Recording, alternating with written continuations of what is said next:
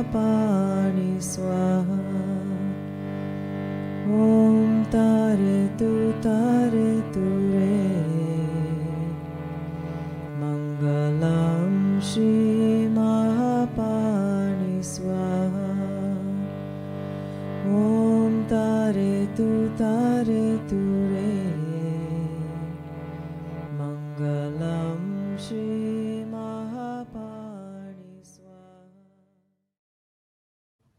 Hello, and a very warm welcome, everyone.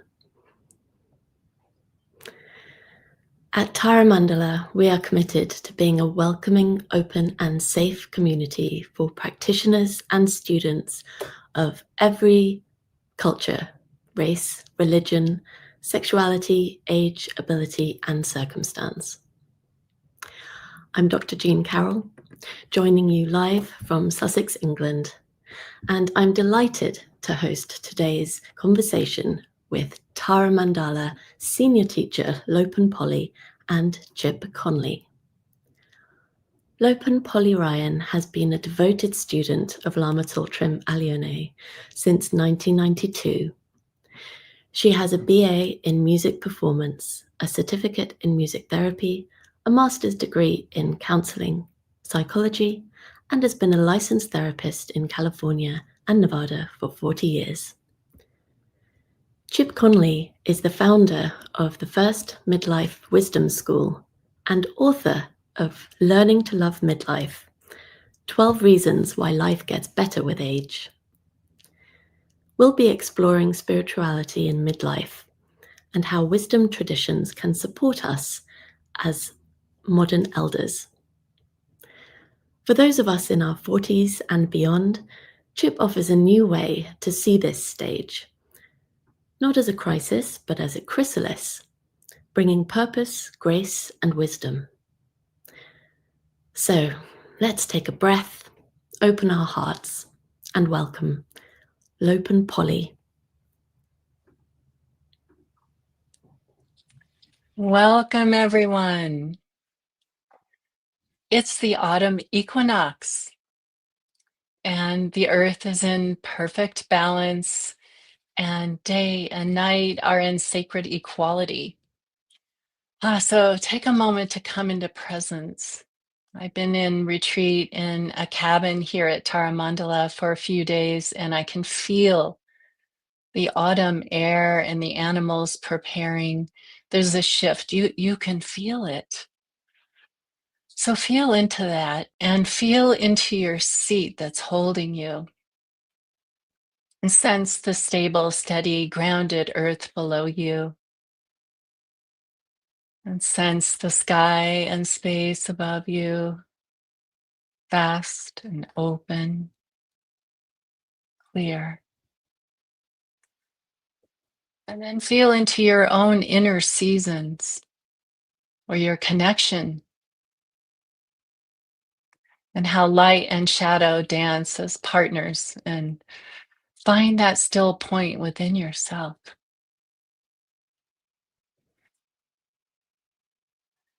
It occurs to me that the autumn equinox is the midpoint of our life.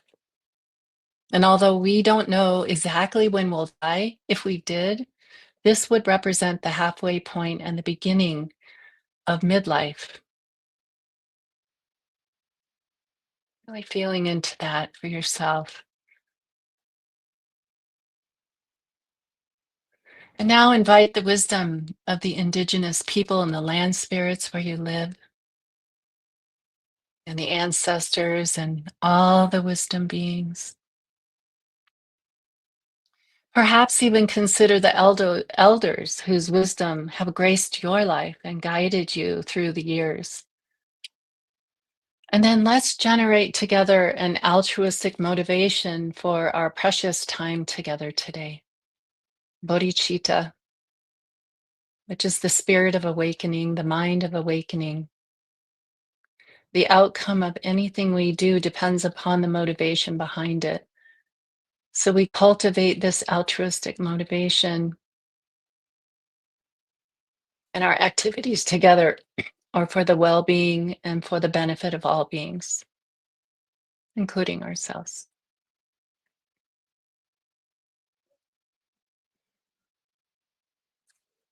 Thank you.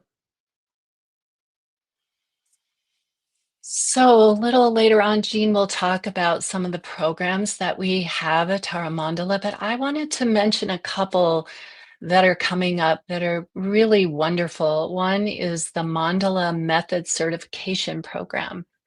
And this mandala method uses the mandalas, 3 different mandalas, the mandala of the wisdom dakinis, the feminine, the Buddha mandala, the masculine, and then the Yabyo mandala, relationship. And this is a certification program that you can do so that you can use this to help yourself and to help others in your life.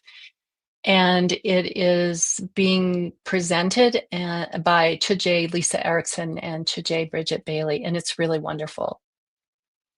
And also another program that we have that will be starting up soon is Embodying the 21 Taras with Lopon Chandra Easton. And it is a really beautiful program where you really get to feel and embody the different, I guess you could say, flavors or powers or aspects of Tara. And one of the great things that Lopin Chandra did is she wrote about different current day manifestations of Tara women who really embody these qualities. So it's a wonderful program. And you can find all of this on the Tara Mandala website and more. There's much more. So I first met Chip this January at the Modern Elder Academy, and it's located in Santa Fe, New Mexico, in the beautiful Galisteo Basin. It's absolutely gorgeous there.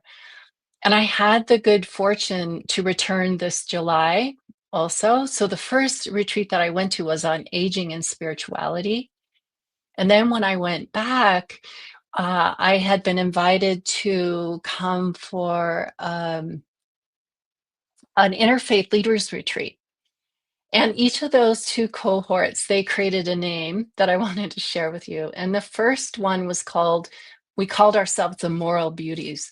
And this is inspired by Dr. Keltner's work on awe. And it refers to the kind of awe that arises from beauty that's found in acts of exceptional human virtue, like love and compassion and courage and generosity and resilience, just to name a few.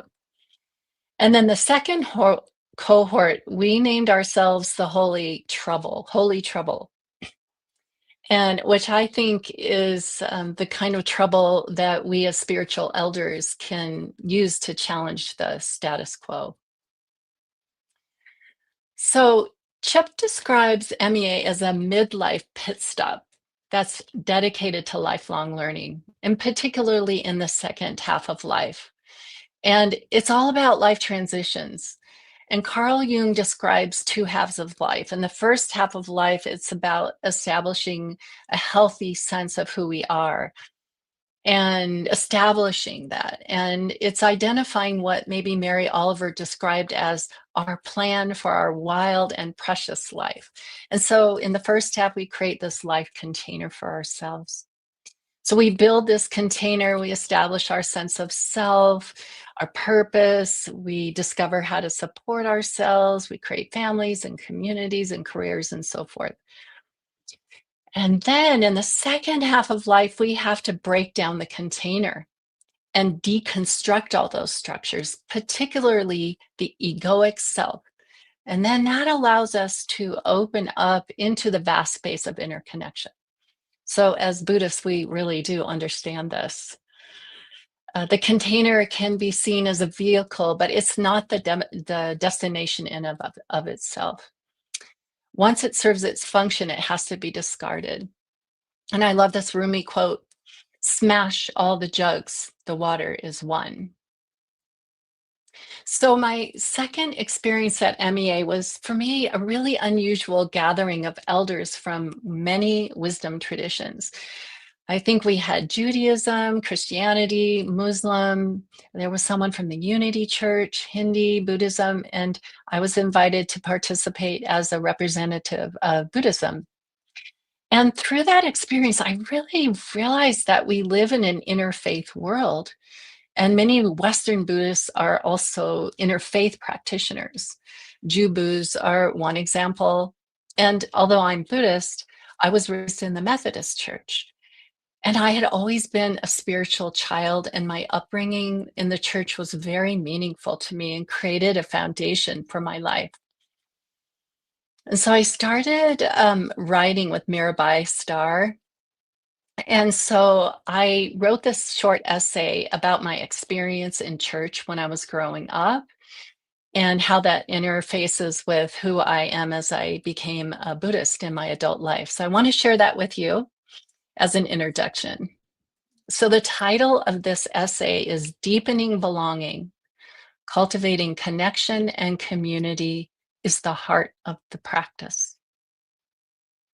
When I was young, my family went to church almost every Sunday morning. My mother, father, sister, and I would dress in our Sunday finest and load into the station wagon and head to the United Methodist Church in Redlands, California. I loved all of it. The old bell tower that beckoned us to assemble with her resonance, snuggling up against my father during the service, singing in the cherub choir, squirming restlessly while I listened to the sermon, attending Sunday school, eating tamales and jello at potlucks, and participating in the youth group. What made going to church different from other gatherings I experienced as a child, like school or birthday parties, family or neighborhood gatherings, was the common objective of becoming better people and studying what it meant to be on a spiritual path in life. This was my first experience of the kind of belonging that a spiritual community can offer.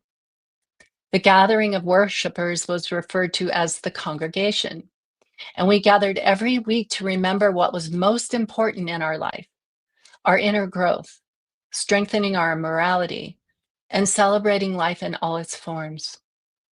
I was 9 years old when our church, along with the Presbyterian church across the street, burned to the ground, torched by an arsonist. I was devastated, and I felt as if my sacred place had been destroyed. I remember our pastor, Reverend Mike Fink, reminding us at our first service in the multipurpose room after the fire that the heart of the church was not the building, but the people, the collective, the beloved community to which we all belonged.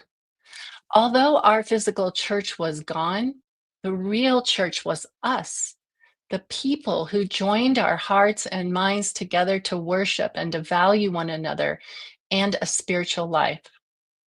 What has stuck with me as an adult is this feeling of belonging and a deep knowing that we all have a part to play and that within the embrace of the spiritual community, everyone is welcomed, loved, accepted, and included. As a young adult, I gravitated to Eastern religions and Tibetan Buddhism. In Buddhism, the name for the community of practitioners is Sangha. It is one of the three jewels alongside the Buddha and the Dharma, the teacher, the teachings, and the community of practitioners, companions on the path. The Sangha provides support, inspiration, and a structured environment for individuals to deepen their understanding and practice.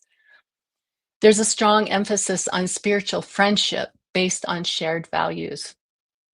The Tibetan word for Sangha is Gendun, referring to those who aspire to or yearn for virtue, which is cultivated through the three trainings of discipline, meditation, and wisdom, Shila, Samadhi, and Prajna. The Sangha is considered a jewel because it represents the community of practitioners who help one another on the path to awakening. This supportive network fosters collective learning, ethical conduct, and a sense of belonging, making it an asset in our spiritual development. Belonging to and participating in a spiritual community is a wonderful opportunity to allow the collective energy of the group to penetrate into our body and our consciousness. We benefit tremendously from that collective energy. The Sangha provides us with a powerful source of energy and collective rituals for transformation and healing. So Chip and I will talk more about the Interfaith Leaders Retreat in our conversation today. So welcome, Chip.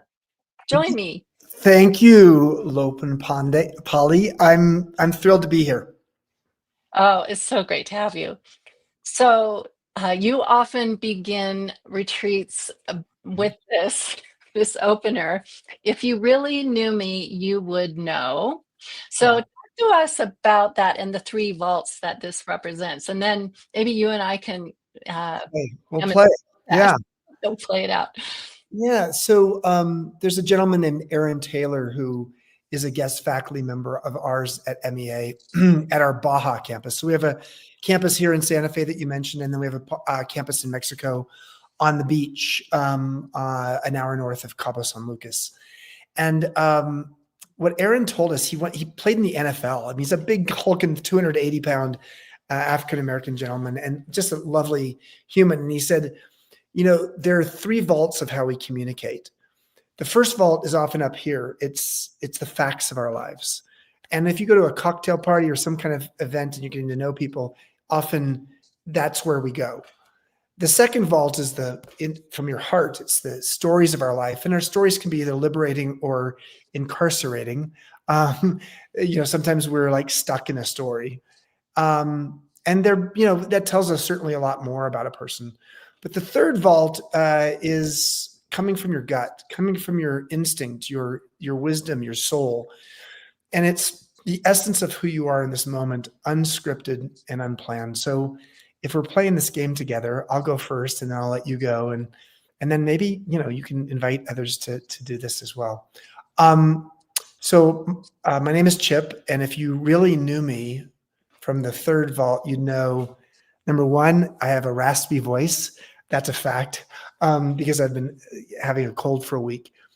But you'd also know that this time of year, I have a lot of joy for what I feel about this time of the year. I'm a Halloween baby, so I love this time of year because of my birthday. But I also love this idea of editing. I'm in a state right now where I'm learning to edit things. And that's what we see here with the cottonwood trees. They're starting to change color. And over the next month and a half, we'll lose all of their leaves. A natural process of editing. And I think for me, at turning 65 next month, I am in a stage in my life where I'm learning how to edit those parts of me that have served me well, but are not necessarily meant to be for the journey moving forward. And including my ego, just the constant shedding of another little layer of the ego. So I'm thrilled to be here with you. Thank you for sharing that. Okay. So I'm Polly Ryan, and if you really knew me, you would know that when I was really young, I really valued the wisdom of elders. In fact, I used to take my mother's friends to lunch and pick their brains and find out all about their lives when I was, when I was a young teen. And then when I was 19, my mom's best friend, she named me after her. Her name was Polly Kennedy Way, and my maiden name is Polly Kennedy Millaway.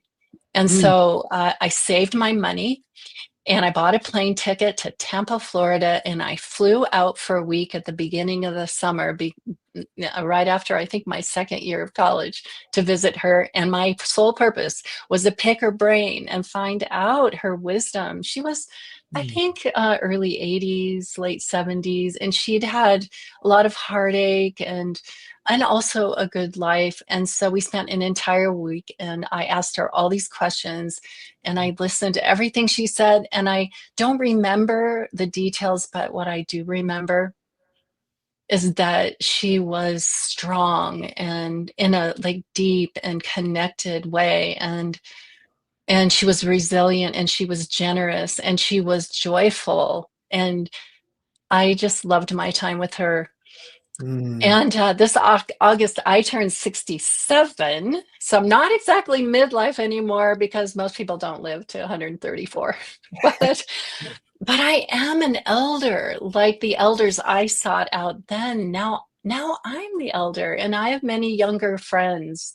I think this is actually why I'm really interested in your work, Chip, because I think in the heart of it, I've always been interested in the wisdom of long-lived lives and calling that wisdom.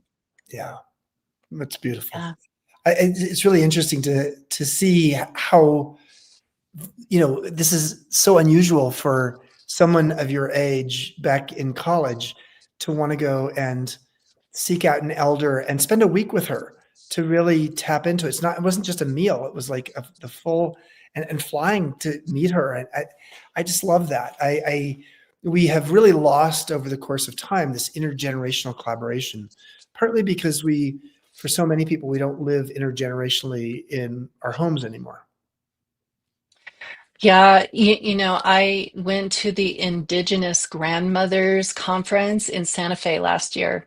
I really felt like we were witnesses.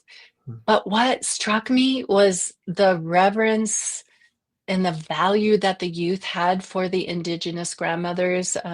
They're from all different traditions, but many of them that were present were from the Native American traditions.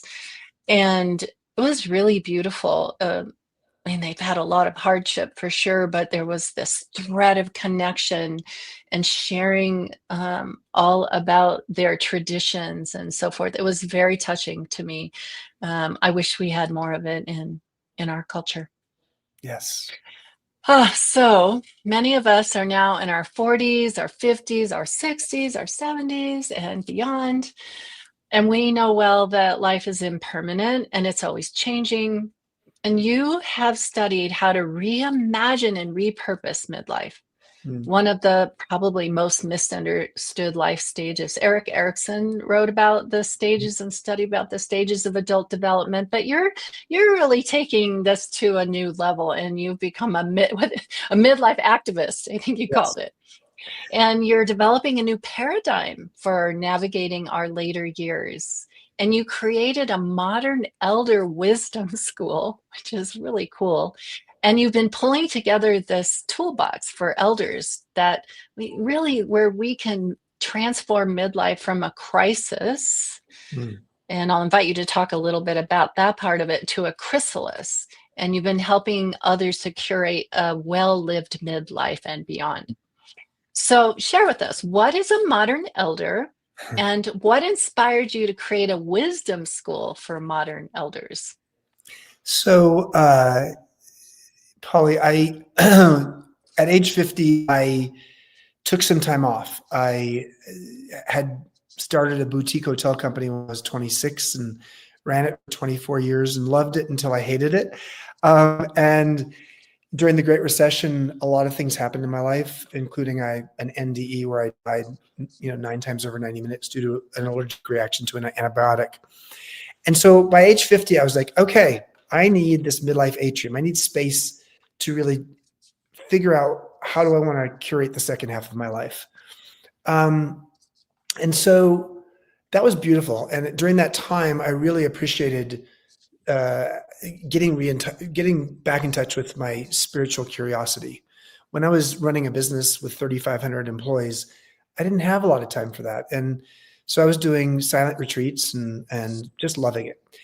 At age 52, I was asked by the founders of Airbnb, a tiny little tech startup at the time, to come in and help them be their mentor. And they ultimately called me their modern elder, which at first I was a little taken back. I like, okay, yes, I'm twice the age of you guys, but do you think I'm elderly? And they said, no, you're an elder. An elder is a relative term. You're relative to all the millennials we have here. You're a boomer, and you're twice our age. And what we like about you is that you're as curious as you are wise.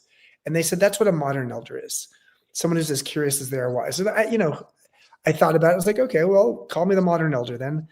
And over the course of a few years working with them, I realized that wisdom was a really important piece of growing older. I define wisdom as metabolized experience, like life lessons, but life lessons that you have understood and distilled. Metabolized experience mindfully shared for the common good. So I got really interested about the idea of why we've created all of these, universities of knowledge, and we've helped teach people how to accumulate knowledge, but we've done very little to help people to understand how to distill their wisdom. And that's really where the Modern Elder Academy came about, initially with a campus in Baja, because I had a home there on the beach, and I was writing a book called Wisdom at Work, The Making of a Modern Elder. And while I was writing that book, one day I went for a run on the beach, and I had this Baja aha, an epiphany, which was why don't we have schools for people in the middle of their life to reimagine, repurpose themselves? I've been a big fan of Richard Rohr, and Richard Rohr is based here in New Mexico, and he actually came as a student to MEA in Baja, and then he taught here at our campus last summer. And he talks about the fact that for the first half of our life, our primary operating systems are ego, and then it's around midlife that it moves to the soul. And nobody gives us any operating instructions for how to work with this new operating system called the soul for the average person. Now, for some people, they're much further along and focusing on this earlier in their life. And that's really how MEA came about, Modern Elder Academy. And we've had about 7,500 graduates from 60 countries come to our 2 campuses, and we have 56 regional chapters around the world. So it's a bit of a movement. Beautiful. Thank you. So how important in this process of unfolding and finding one's inner wisdom, how important is uncovering, deepening, expressing one's spiritual connection in these later stages of human life? Yeah, well, I mean, impermanence, as you mentioned earlier, which is such a fundamental principle of Buddhism, and frankly, most religions, most wisdom traditions. Spirituality helps you to move beyond the body. Spirituality, for so many of us, I like to say that when we're born, we were issued a rental vehicle. It happens to be our body. And for the first half of our life, we're polishing that rental vehicle. We're making sure it looks good. And if there's a little ding on it, we figure out how to get rid of the ding. And by the second half of our life, that rental vehicle, it's less important what it looks like on the outside. It's much more important what it looks like and feels like on the inside. And what that feels like on the inside is really about, what's the soul and our spiritual path. Because the outside of this rental vehicle is not going to look so great over time. And over time, we're going to, at some point, we're going to give our rental vehicle back. But what we have to really learn is this sense that we are so much more than our body.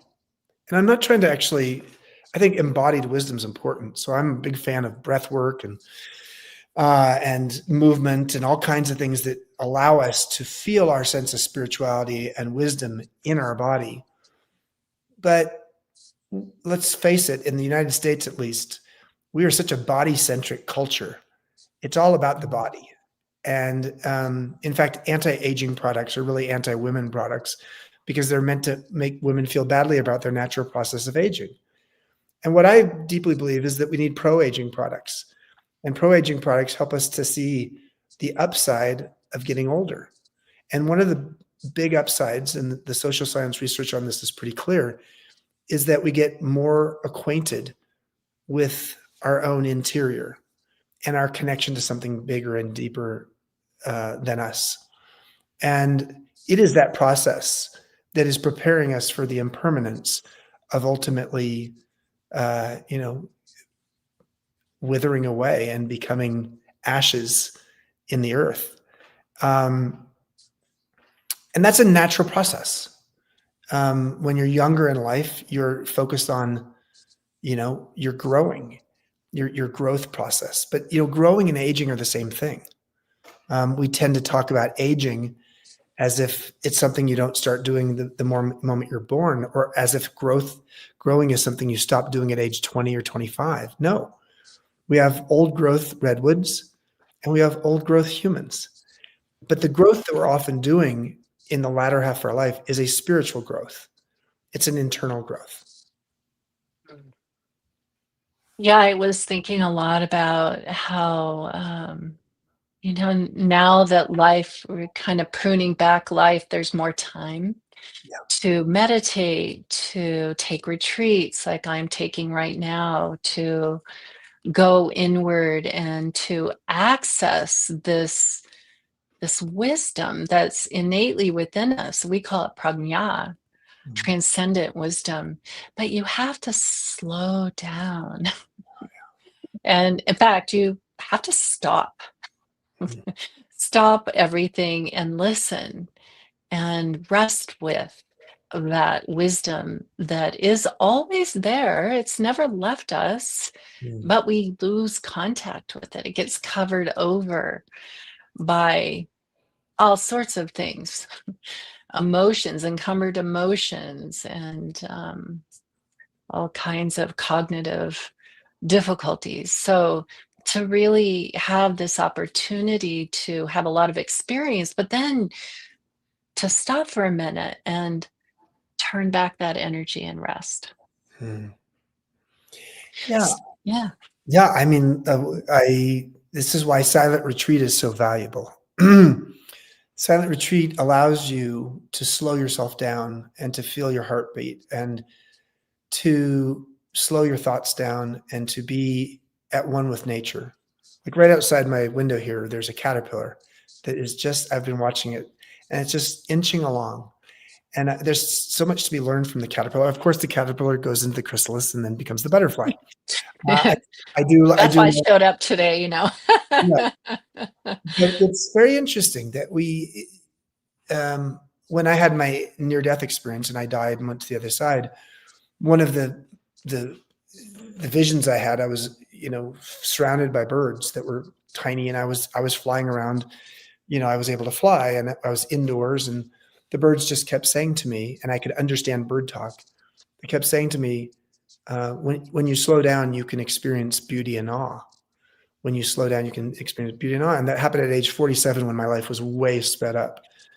And so this idea of silence, this idea of meditation, this idea of retreat, all of these things, and a silent meditation retreat is all three of those things. It gives you the opportunity to see beauty and awe, not just in nature, but in yourself and in other people. Yeah. That kind of leads me into the next thing I was wondering about, which is how important do you think spiritual community is for the modern elder? Well, we have a loneliness epidemic, and it's at all ages. So anything that creates connection and community is valuable as an antidote to that. But there's even more to it than that. There's a number of studies, Blue Zones, Harvard, Stanford have all shown the same thing, which is the number one variable for living a longer, healthier, happier life is how connected are we to community and to our social wellness, is what I call it, in midlife and beyond. And so it's good for a healthy, longer life and happier life. But beyond that, it also is a beautiful way for us to learn from each other. When I'm in a spiritual community and I'm in a cohort, like a workshop that we have here at MEA, I am able to see that moral beauty, but I'm also able to learn from other people's wisdom. Wisdom is not taught, it's shared. And it's in the sharing of that wisdom that I become wiser. So we have a collective underpinning. It's like the aspen trees, which are the root system of an aspen tree is remarkable in terms of how much knowledge or wisdom is being passed from one aspen to the next. That's us as humans too, in our natural state. Unfortunately, there are many, many things from social media to suburban living to all kinds of things that dislocate us, or even just the fact that in many people in the United States don't have any connection to their blood family, partly because we're so transient, so nomadic in how we live. So I think spiritual community helps us to feel rooted. And in that root system, the wisdom can be passed along. Mm. Really beautiful what you said about the aspen trees. It made me think of how we had to cut down some diseased aspen trees in our yard this year, and well, we did it in last winter, but then the shoots started coming up. I mean, we thought we cut down the tree, and they're so vibrant and new and connected, and they're popping up everywhere. And I just, I just thought of how there's wisdom there, they're flourishing, and something beneath the surface was happening. And now we can see it. One of them had the biggest aspen leaves I've ever seen. I thought it was maybe a poplar, but turns out sometimes this is what happens. But that sense of interconnectivity, and then what's percolating under the surface, maybe all the way through our life. And then it has a chance, when we cut things back a bit, then it has a chance to emerge. Yeah. Mm. Yeah, I think, it's again, that the editing process. The beautiful Zen koan, or the Zen story of the know-it-all who comes up to talk to the Zen master, and the Zen master pours him some tea, and he's not touching his tea because he's telling the Zen master all about his life, and then the Zen master goes back and pours him some more tea, and even though the teacup is full, and the know-it-all is like, well, what are you doing? And he says, well, sometimes you have to empty your teacup in order for something new to come in. And what he was really saying was this idea that in order for us to allow new things to happen in our life, to become a beginner again, we really do have to empty things out. And this is, I think a real key, one of the most important lessons of midlife, because the first half of life is about accumulating knowledge and friends and responsibilities and relationships and children and stuff. We accumulate. That's what we do.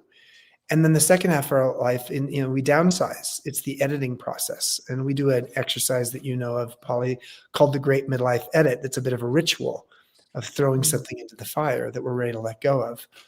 So it's a natural process of living. But unfortunately, we do not have rites of passage in midlife.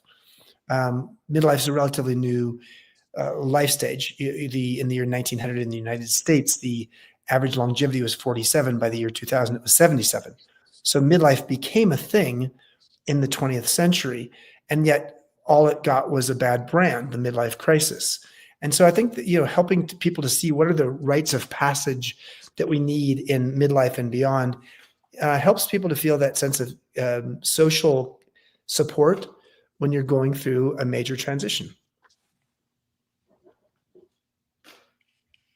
We have a solstice ceremony that we do, where we do something similar, that as you do the midlife edit, where we write down all the things we want to let go of, and we throw them into the fire. We turn off all the lights in the temple, and we each carry a candle. We circumambulate the 3 floors of our Tara temple and arrive on the 3rd floor. We write down what we want to bring into being, and then we have a big ceremonial soak or feast after that. And it's just a beautiful way of honoring that letting go, and then the reemergence of something new. And when we write down, there may be things that we want to aspire to in our life for ourselves, but also for the world, for others. So I think those rituals are so important and powerful. I agree. Agreed. So Vajrayana Buddhism, which is what we practice here at Tara Mandala, is the path of transformation. And so I wonder if you could share with us what you've learned so far about what is helping people transform midlife from a crisis to a chrysalis. Yeah. And then maybe along with that, what actually contributes to this transition becoming a crisis for people? Well, let's start with the crisis part of it. And to be honest with you, considering how well known the term midlife crisis is, the origin story of where it came from is sort of silly. It was a Canadian psychologist who wrote he'd studied like 35 men, only men, no women, who were in their mid 30s, because he did this back in the 1950s and 60s. And midlife was a little earlier then because people died earlier. But it was really not well thought through, to be honest with you. But then it got a lot of attention, especially with Gail Sheehy, who wrote Passages. And so the midlife crisis became a thing. So often, for the way people have historically thought of midlife crisis, it's like someone who's realizing that their aging process makes them want to go back to adolescence. And for men, that's buying a sports car and having an affair with someone younger. For women, the midlife crisis for women is not as well known or as well documented.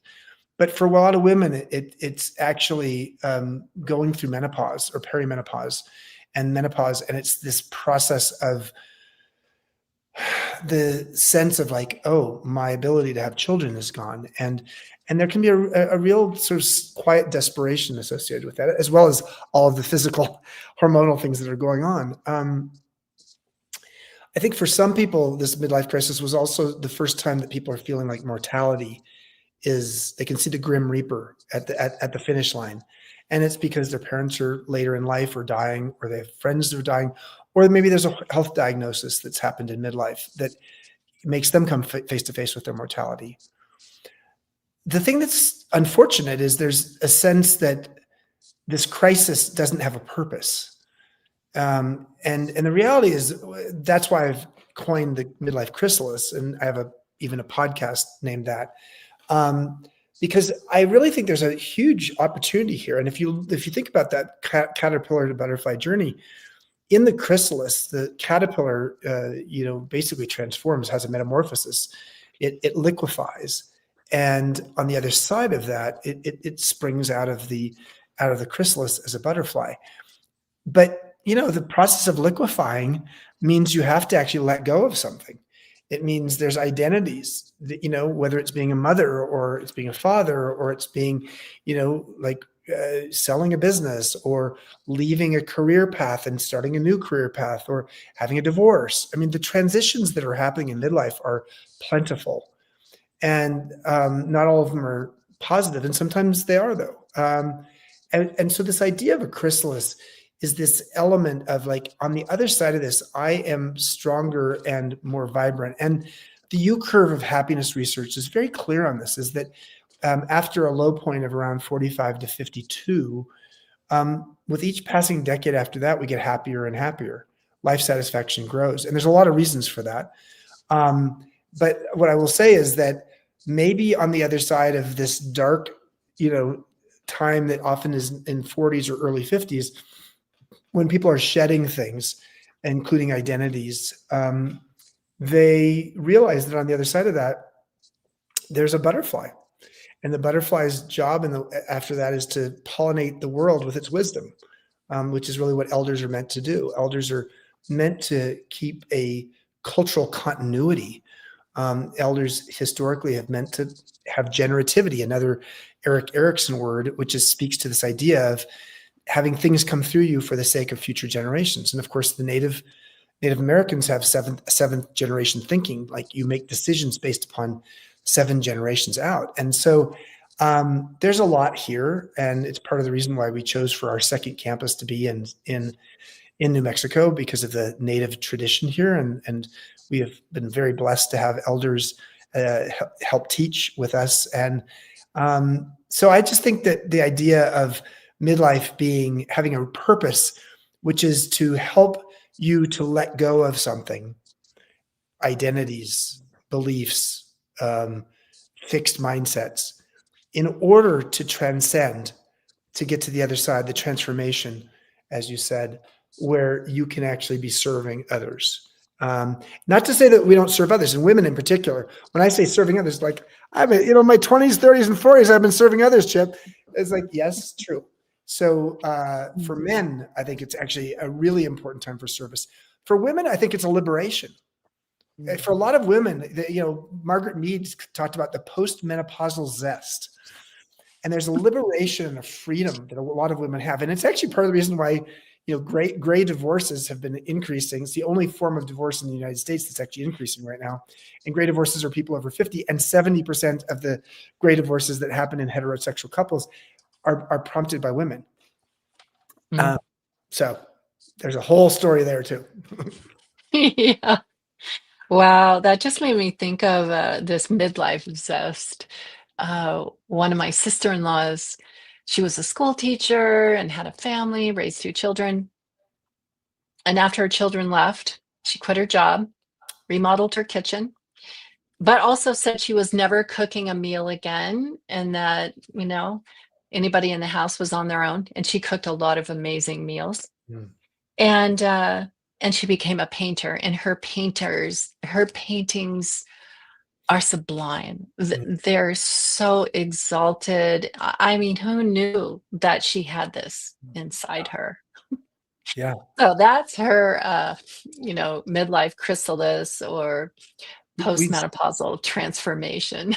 We see all the time at MEA. We had a litigator come a couple years ago to a cultivating purpose workshop, and she was 60 and she wanted to work till she was 70, and she just thought she'd have to continue being in the litigation field. And by the end of the week, she realized that she'd always had a dream all the way from high school, when she used to cook pies with her grandmother, of being a pastry chef. But her father was an attorney and told her she had to be an attorney. And so guess what? At 60, she decided that she was going to go to pastry chef school. And after doing that for 12 or 13 weeks in a row, she quit her litigation career and has become a baker and an entrepreneur with a bakery. So, this is the other thing about longevity that's interesting is if you're 54 years old, which is the average age of the person who comes to MEA, and you're going to live till 90, which more and more of us that fits us. If you're 54 and you're going to live till 90, you have as much adulthood ahead of you as you have behind you. So adulthood starts at age 18. So 18 to 54 is 36 years. 54 to 90 is 36 years. So at 54, you have as much adulthood ahead of you as you do have behind you, which means it's time to learn how to become a beginner again. Try something new. Look at your neglected dreams. And so I love that. Mm. Okay, so tell us maybe 1 or 2 of your favorite tools or hacks in your toolbox for the modern elder. Well, I think one of the questions we need to ask ourselves is the following. 10 years from now, what will you regret if you don't learn it or do it now? 10 years from now, what will you regret if you don't learn it or do it now? The reason I like that question is because when you're 20 years old, you don't have anticipated regret. But when you're 50 or 60 or 70, you may. When I moved to Mexico from San Francisco, when I was 56 years old, to write, to have it be my writing retreat, I asked that question, 10 years from now, what will I regret if I don't learn it or do it now? And I realized I would regret not learning Spanish, and I would regret not learning to surf because our campus there is on a surf break. But I had a mindset at age 56, which is I'm too old to learn Spanish. I'm too old to learn to surf. But that packaging that question in this sense of like, wow, I might have an anticipated regret. And an anticipated regret is a form of wisdom. To be able to imagine a regret and to then take action and catalyze as a result of that is a very important thing to do. And this is part of the reason why I think that learning how to become a beginner, we should always be a beginner at something in our life. And right now I'm a beginner at podcasting, and I'm a beginner at gardening. So there's things I'm learning. I'm now 65 next month, and I'm saying, okay, I'm gonna be a beginner at something at some point the rest of my life. So I think that's that's one piece. I think this great midlife edit, the idea of learning what is it that you're ready to let go of. Is it a resentment? Is it a resentment you have toward someone in your family? Are you ready to let that go? I like to say that, is it wise to forgive and forget? And if you take the first syllable of give and forget away, it's give and get. And it's very wise to forgive because you're giving a gift. To give, forgiving is a gift. On the other hand, people always say forgive and forget, but they're two different things. When you're forgetting something and you take away the for, it's a get. When you give something, you're giving a gift to someone by forgiving them. But the get is there's wisdom to be learned from what you got here. And it doesn't mean that you resent someone. You can forgive them so you don't have to resent them. But learn your lesson. Our painful life lessons are the raw material for our future wisdom. And so the get means, okay, I'm going to learn my lesson from that, and I'm going to be wiser as a result of that. So, there's so many other things I could say about what we learn at MEA, but those are a couple of things. One that I saw in your book, maybe you could talk about, is same seed, different soil. Yeah. So when I joined Airbnb as their modern elder, I was a hotelier, so I knew a lot about the hospitality business. But Airbnb was a tech company, and I'd never worked in a tech company before.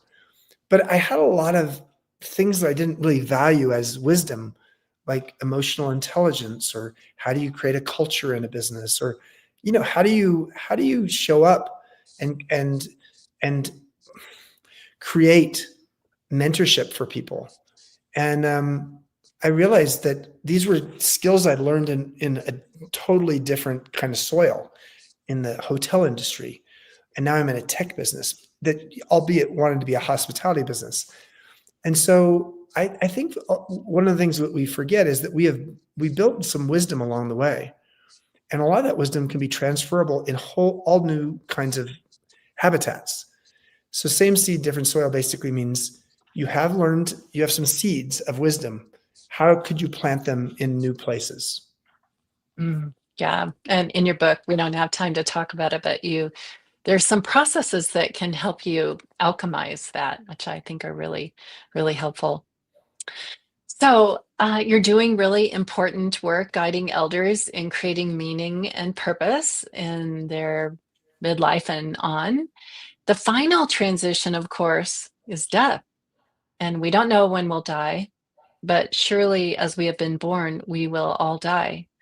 And Western cultures tend to be death illiterate and most often unprepared for this final transition, which makes it really mystifying and terrifying and painful. Tibetan Buddhism has a highly developed framework for the dying process, including practices such as POA for the transference at the time of death, and Shitro, a practice support the dead while they're in the gap between lives. In fact, at Tara Mandala, we're creating Tara's Pure Land that will have the very first open air cremation site is in the West. Isn't that amazing? And there'll be a Shitro temple.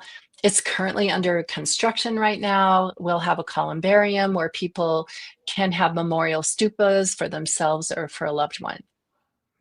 So what have you discovered about how the modern elder can live meaningfully while also preparing emotionally, mentally, and spiritually for the final transition of the life cycle, which really often includes deterioration, illness, For sure. the aging process, like you were talking about, letting go. Boy, do we have to let go of a lot. Yeah. Illness, and then finally transitioning, death. Well, there's memento mori if I'm not mistaken, a Latin Stoic phrase about the idea of constantly reminding yourself of death. I mean, one of the beauties of autumn is you see these trees that are the deciduous trees losing their leaves, and it's just like we're losing our some of our beauty along the way. To be able to see people who are losing their animals and trees losing their vibrancy, that's part of what we need to learn. I think for me, what is most important is to understand. Oh, you're back. For me, what we try to teach is we try to help people to understand how do you have conversations that will allow you to feel good about dying, feel good about at the end of your life, having very few regrets. How do you help people to imagine their death? In some of our workshops, especially our death workshops, and I think maybe in our spiritual workshop with you, we had a guide there, holding someone's hand as they were dying, and so that someone could actually experience what it's like emotionally and maybe even spiritually to actually die, and then actually be the witness, the death doula, right there, to be able to have that experience. So I just think it's, I think this is part of the reason why midlife has had such a bad reputation, is because it's as if you're now preparing for death, and as if death is a bad thing, and helping people to see the upside of death. It's probably That's a tough sell. that's a good book title someday. The Upside of to death. death. Yeah. I think helping people to see that, Laura Karstensen at Stanford Center on Longevity, I'm on the board there, in her research has shown the following. When people, for one reason or another, know they have an abbreviated time left. I happen to have stage 3 prostate cancer, and that spread throughout my lymph system.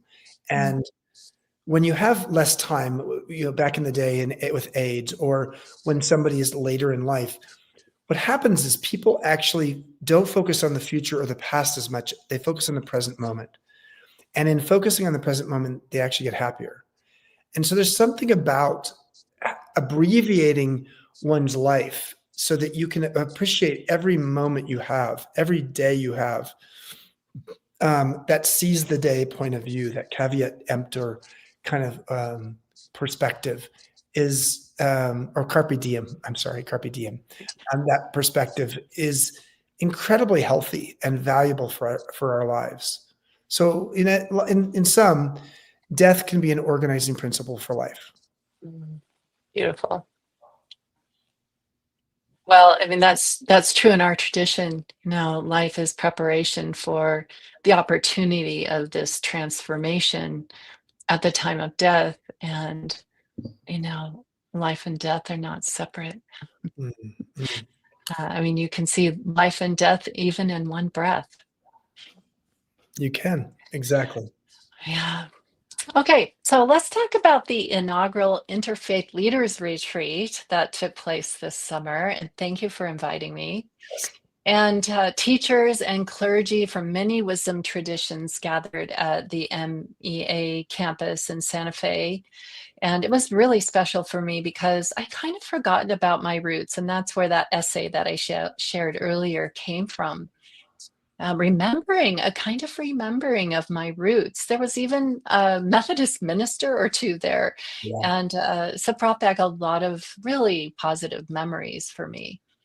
What I really valued about this gathering of interfaith spiritual leaders is that I can actually envision that as modern elders and wisdom tradition leaders, we can unite and somehow use our wisdom practice and our orientation for renewal and transformation in a world that we could probably agree is pretty broken, using prayer, meditation, nonviolent social action. So there's our group. That was our group that attended. All these different leaders from all over the country. And that way we could contribute to a meaningful paradigm shift, which is, of course, really urgently needed to creating a sacred shift in the hearts and the minds of human beings. And who better, perhaps, than, well, all of us, but wisdom tradition leaders, teachers, and elders to lead the way. So share with us, what inspired you to host this summer's gathering of wisdom traditions? Well, we can't be a midlife wisdom school if we don't pay respect and build bridges to wisdom traditions. The wisdom traditions have been here for centuries and, for a long, long time.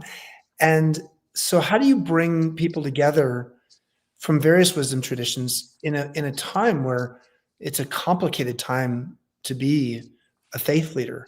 So first and foremost, we wanted our faith leaders to come and feel the sense of renewal and the sense of love and care that MEA could provide them and that they could provide each other. And so that was really the core thing. We did, yes, there was some interfaith elements of like, how do we as different religions make a difference in the world? But it was actually as much about actually how do people do their own work? Because these, as faith leaders, part of what faith leaders are doing, especially if they have congregations of some form, they are there to support and provide ministerial and clergy support to people who are going through a lot. And a lot of people are going through a lot right now.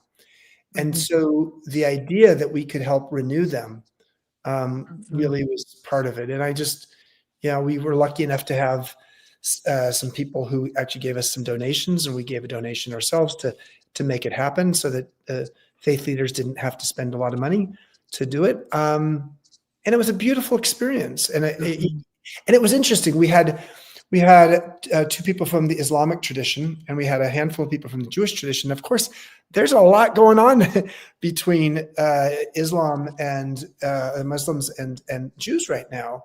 And not, and so that was, that first night, there was a little bit of tension even.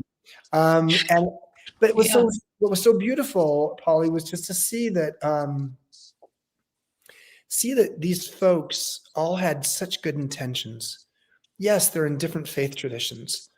So I loved it, and we're going to be doing it again next summer. Oh, yeah, I was wondering what the vision is in the future. Yeah, I really liked when we each shared a little something from our tradition, a meditation, a song, inspiring words, and so forth. And then we did an evening where, what was it, kind of like bloopers or something, like the worst, what was that? The worst thing that ever happened to you? That was the worst thing that happened to you as a faith leader, like at a wedding or at a funeral or whatever. And it was Or sort of something. fun. Yeah, it was fun. Yeah. Yeah, it was really great. Well, anything else you want to share about this collaboration? I mean, do you have any kind of vision of how it might be beneficial to the world in general? Certainly was restorative and connecting for all of us. Anything beyond that? I mean, I think the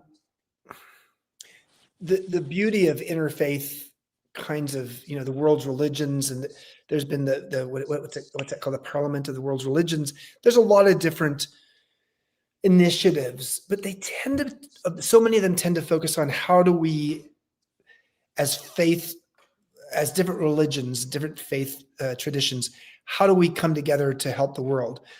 But I think we're in an era where there's a lot of faith leaders who are leaving their careers or their calling because they have just found it to be so draining. And that's really, I think, our part in this. That's what MEA can do. And so I hope that we help create a little ripple of an impact here, so that other different foundations and nonprofits can help support faith leaders. So yeah, especially, I mean, frankly, the Muslims and the Jews, what they're dealing with right now within their traditions and within their faith communities is hard. And then you bring them together, it's like, ooh, yeah. So we need more of that. More of that. Yeah, definitely. Thank you. Well, I really hope it goes on and that we can keep gathering, connecting, and as I was speaking about in the beginning, just this sense like for many of us, we're kind of an amalgamation now that communication and knowledge is so opened up through the internet, and there's so much sharing. We can see ourselves or even be so greatly influenced by other faiths. Even though I grew up in the Christian tradition, I had friends who were Jewish. I was invited to bat mitzvahs or bar mitzvahs or, other things that were going on. And I really always loved that. I loved going to those, and again, you know, I'm a distiller of all this wisdom from it as a child. Same for that, even though my heart is in Buddhism, and that's what nourishes me and makes the most sense to me. But there's lots of different kinds of people. But in the heart of it, we are all connected like the trees, and through nature, and the elements are outside of us, but they're also inside of us. There's actually no real separation.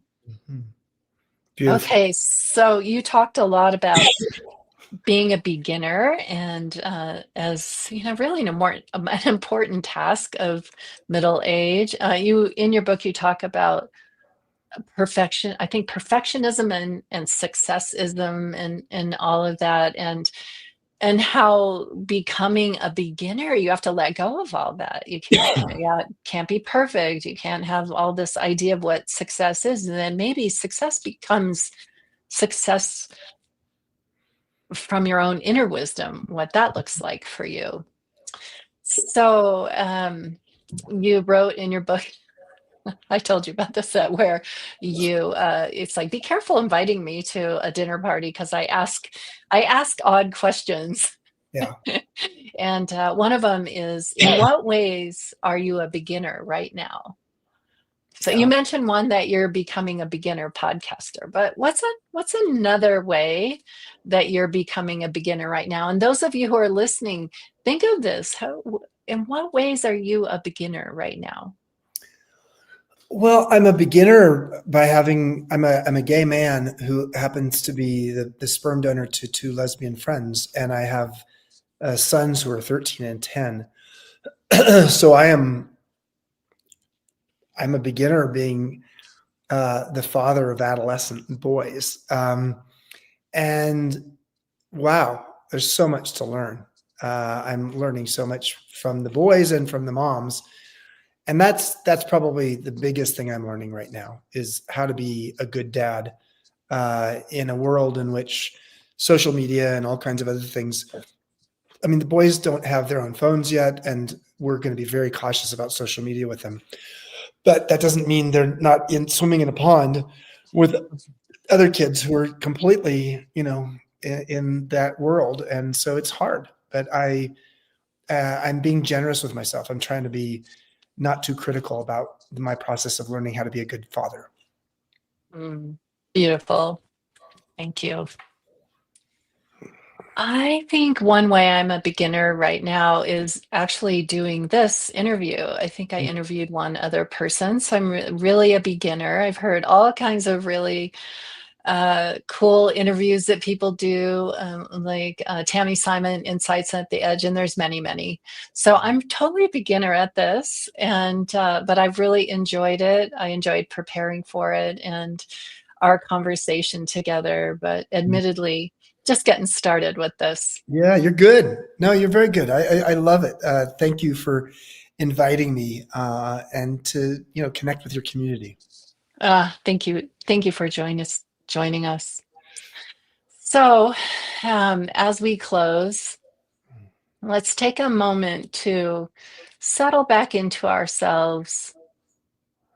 And maybe as you do, take something that touched you in our conversation, that maybe sparked you on the inside or enlivened you, and kind of feeling into that.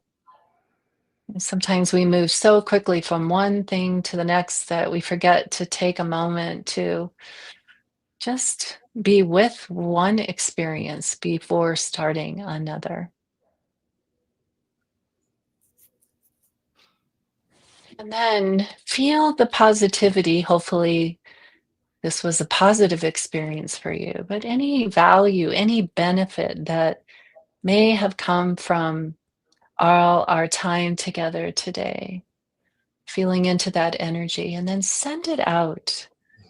Send it out to all the modern elders, to all the wisdom traditions, to the teachers and leaders. May they flourish and bring much needed healing to this aching and degenerate world. And send it out then in all directions to all beings. Might all beings be happy, healthy, peaceful, and free from suffering. Thank you. And thanks to those who have joined us here and those who maybe hear this later on, the recording. Thank you for being with us. Thank you. Thanks, Chip. Thank you, Polly. Thank you, Lopon Polly, and thank you, Chip. Your conversation flowed so beautifully and it ran deep. I feel honored to be here with you live, and I'm moved by your sharing. And I see some love and appreciation coming in on the chat. So on behalf of all of us, thank you. And it seems to me that getting good at grieving and letting go is a key part of aging gracefully. So I'm delighted to share that for the next few days only, through September 24th, Lama Tsultrim's teaching, Taking Grief as a Path, is available for just $15, offered exclusively to our Lama Live audience. This digital download invites us to transform grief into a path of awakening and can be watched anytime at your own pace. We encourage you to share this special offer with friends and loved ones. And as mentioned, our Zitro self-paced course for learning practices for the deceased is available online, which includes powerful teachings on the peaceful and wrathful deities. And watch for our updates on the Tara's Pure Land project. Tara's Pure Land is a serene hillside beside the Tara Temple with vast views to the east. This will be home to a sacred space for the ashes of the deceased, held within the Zitro Temple and its adjoining charnel ground. You are warmly invited to reserve a personalized memorial stupa for yourself or a loved one. And a reminder that we're launching our very first Lama Lounge, an exclusive online gathering for our sustaining Sangha members on September 28th.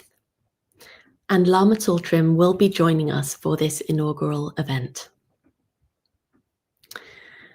Looking ahead to 2026, we'll have further programs on taking grief onto the path and learning about the bardos. Sign up for our newsletter at taramandala.org to be the first to know about all of these exciting programs and events. And you can follow Tara Mandala on Facebook, Instagram, and YouTube to stay up to date with our news, and join our mailing list to get updates straight to your inbox. Past episodes of Lama Live are stored on our YouTube channel, where you can revisit them at any time. Now, following the tradition going all the way back to the time of the Buddha 2600 years ago, you have the opportunity to make an offering of dana to Lopon Polly and Chip Conley. Dana is a Pali and Sanskrit word that means generosity. Offering dana creates an auspicious connection and is a beautiful expression of the interdependence between teacher and student. Dana directly recognizes the precious gift of the teacher and the teachings, without which one could not practice the Dharma. To offer dana, please follow the link in the chat now. And finally, we invite you to join us on October 5th at 9 a.m. Pacific for our next Lama Live with Choge Bridget Bailey and Choge Lisa Erickson for The Sacred Masculine and Empowered Feminine Beyond the Binary. They will explore why the sacred masculine is urgently needed today, how to move beyond the gender binary in our practice, and guide us through a transformative mandala meditation using sound, light, and mudra. We hope to see you there. Goodbye. Om tare tu re, Mangalam Shri Mahapani Swaha. Om tare tu re, Mangalam Shri Mahapani Swaha. Om tare tu re, Mangalam Shri Mahapani Swaha. Om tare tu re.